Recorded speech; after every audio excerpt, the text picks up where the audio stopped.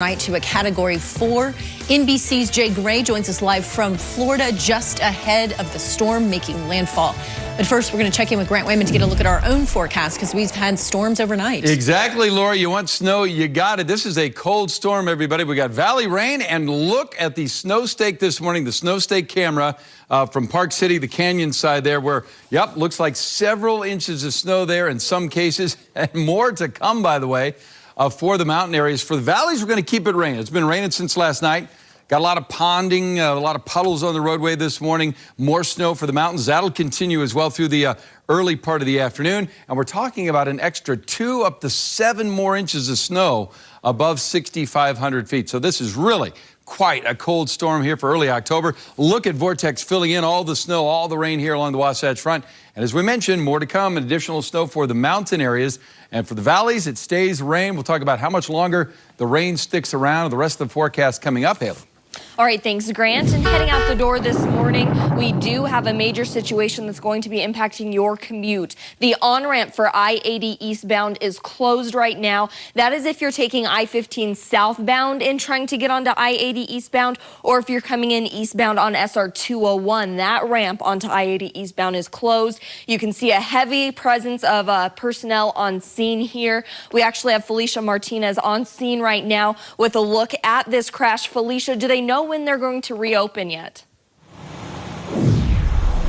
Well, Haley, it's looking like it's going to go into the 8 o'clock hour, so it's hard to say. It's just a really hairy, messy situation out here. Take a look at this crash here on I-15 southbound. You can see where the semi hit the barrier here. It did eventually catch fire, just causing a very terrible situation this morning, all happening around 4:30 again on southbound I-15 to the eastbound I-80 underneath the bridge. Now, the crash then again causing that semi to catch fire. The driver, though, luckily he has been taken to the hospital with non-life-threatening injuries.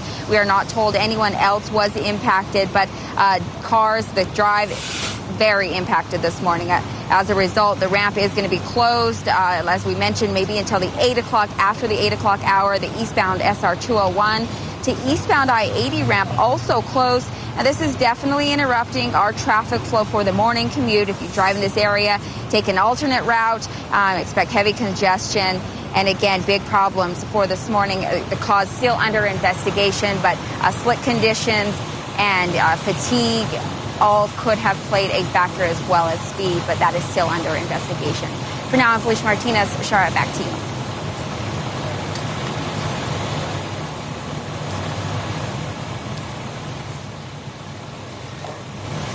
All right. We have a tragic update to the nearly month-long search for a missing hiker. The body of Jake Rout was found at about 9,000 feet in steep terrain up Provo Canyon. This is what we know so far about how Utah County Sheriff's Office tried to rescue him. Oh, this is about as technical as it gets from a difficulty standpoint. There's a lot of risks here.